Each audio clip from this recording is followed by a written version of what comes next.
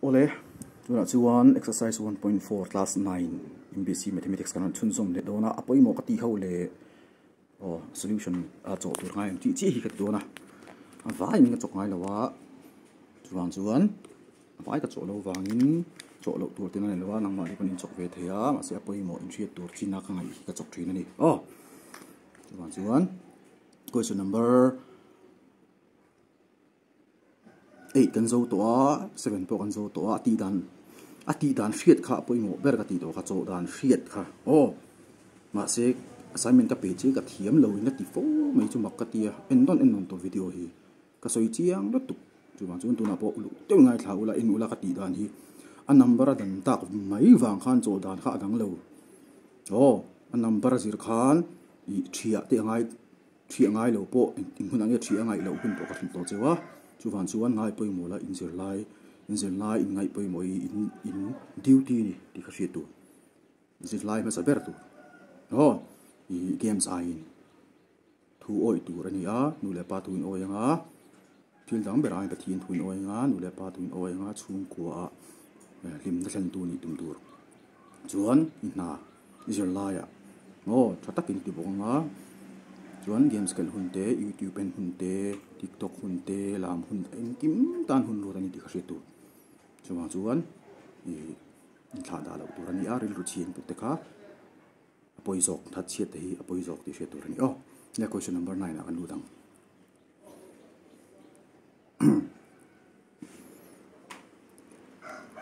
question number 9 a chuan kan nei kan ti chuan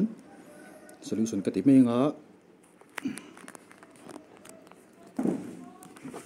question ka zik to don lova solution ka ti nga ai question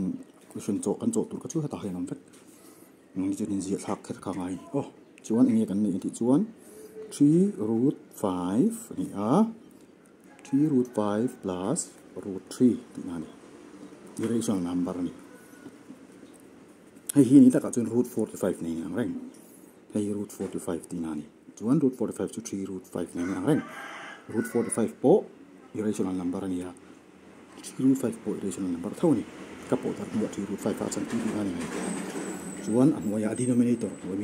ni denominator hi rational number ka chan ti ron chuan root a om thiang lo hrim shema in equation po hi an wa ya root a om chuan siam rem phot lo chuan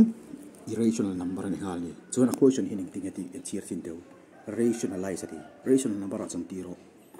mangin denominator sati an wa mi pang hian chuan ka soi to kha he irrational number ni a he √5 ani √5 hi apo dar thai lo hrim shima 5 ani 5 atang suak tur anam lo 3 po mo chu tiang zelin chuan chun po dar angai lo fa √5 minus √3 hi a denominator ani wangin hemi mang hian √5 plus √3 ka adang lam nei hu thiam minus kha plus a chang thum ma se hey a unit chu anga a sign che dang dam ni ala yemi chap kha chuan √5 plus √3 ti ko kare hian chuan in ulai fraction ani a hi in ti nange multiply don chuan hei le hei multiply tur ani a hei le hei multiply tur ani kan en china step by step in ka chok do na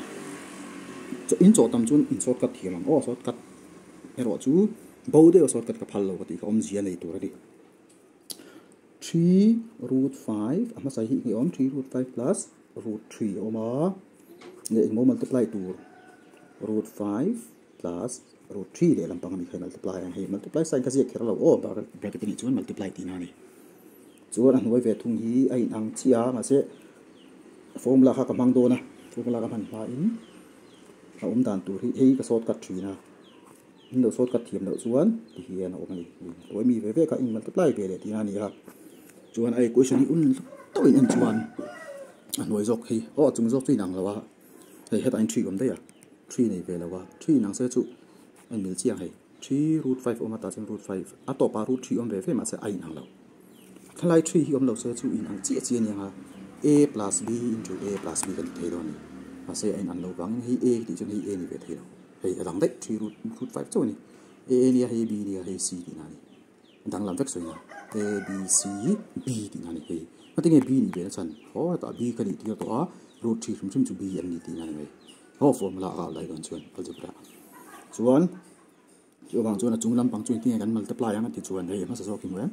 3 root 5 hian nung hei ni pum hi a multiply phatanga chuan root 3 hian a multiply ve le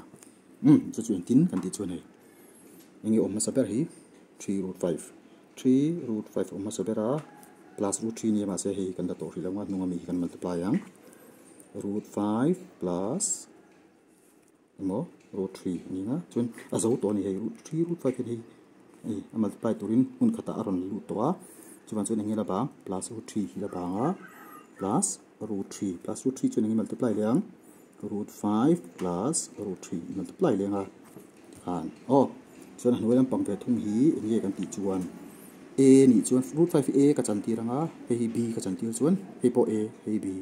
a minus b into a plus b ti na ni formula khan a minus b into a plus b chu a square minus b square ni a angi om root 5 a square minus b angi om root 3 square ni kan chuan ato le chuan ti khan kan chok nga ta tol de hei la hei ka multiply don hei hian multiply lu to don tian hei multiply patanga chimi zo hei multiply lian chu ta kan se kha hei ka multiply ma sa tu ri ma sa pani hi 3 root 5 into root 5 chu nge kan ti chuan heta ka soi ngun to a bel tur 3 root 5 multiply root 5 ti na ni hei number pa ngai ni po na ma hin root po na hin hei chu root chu root po na 1 chi om engma om la chu 1 om po na mi te multiply pot tu 3 into 1 chu 3 multiply da nga root 5 into root 5 chu 5 ani a chu 50 ani 3 root 5 le root 5 multiply chuan 50 la chu ta hian engmo 3 root 5 le engmo multiply tu root 5 ni chuan engmo chu ron 50 na chu nga azawa chu ban chuan to dem hi nge plus engge multiply tu hei la hei in ro le po na mi ve kan multiply patang nga po na om 3 1 is 3 ma se hi in root 5 ve fen to lawa root 5 le root 3 ni chuan root ala po thei lawa 5 3 za ri tianga 15 tina root 15 plus 3 root 5 15 ron choka chuan heta kan kal le hei enge plus into plus 2 enge plus root 3 le root 5 multiply kha root 15 plus into plus 2 nega plus root 3 into root 3 chu in angani chuan 3 so na hoi po root 5 square chu root 5 into root 5 ti na nia in ang chiam root 5 ve niam ni chuan mo 5 minus root 3 le root 3 multiply chu 3 ka hnuai lama root ko hi ka rationalize tan to chuan achung ke en do ni like terms ka jong do ni like terms chu tra min hang ti na ni hei 15 le 3 hi number natural number phangai ni a tra min hang ni a ibel thei hei 15 plus 3 chu jange 18 hei hi en ja plus le plus ni tung yen zo tra min hang ve ni hei 1 root 15 hei chu 3 root 15 root 15 an nei ve tra min hang ti na 3 plus 1 chu hei asian chu wo plus ani nga hei plus ve ni bangin 3 plus 1 chu 4 root 15 la root 15 ka chu bel lok tu tra man da to multiply a che dang lam chuan 5 minus 3 chu 2 even number on chu ani chuan hei ta la tra pa hi chu mi de hi 18 le 42 the same thei common lak thei ni common lak tur chuan hei tin cancel thei lo hei plus in da po na chu po tang hai chuan po na chok tu chuan common lak chu tin kan tiang de chuan 18 le 4 hi LCM hangin prime factorization method hangin kan zong do ni 2 9 are 18 2 2 are 4 engma ne sem thei to la bai mo 2 in sem don se 9 sem thei la wa 2 che sem thei 3 in se 9 che 3 in 2 sem thei lo chuan common chu true ti na chuan 18 le 4 atang 2 pala chu ka nga nei po na chu dai to ni chuan 18 hi atanga 2 a hun ni ka lak chu sak chuan 9 2 9 are 18 plus 4 atang 2 ka lak chu chuan 2 are 4 hi chuan ka po na chuak ve po na chuak chi a divide a hnuai mi hian a divide the ka di ho hei ro hei chu pakhat ani to hei a chuak rang hay chú thì hiện pakatan nia hay asem thang thầy đâu pon chuộc phát anh ông ngay oh chuan cancel chuan rational number hay chẳng tiết chuan hay làm chuộc ta đấy 9 plus 2 root 15 hay answer anh à ulu tao in cái chỗ đàn rong rồi in anh cái thiam lâu rồi thì tao đang số với som nga in chỗ hua cái thiam lâu rồi thì chỗ chỗ thì hiểu chuan chuan in assignment chú question number 10 hay in chọc non lenga video mi chọc non tu cái tiết chọc non chú còn how dong chú assignment non then na thelu huna hay chọc non nghe tu xuyên thì mà lần về nga chọc ngay con về nga chọc tu chú mình rõ tiền tu mà in ti dik ha to pa answer solution oma nan chuak turin keu nga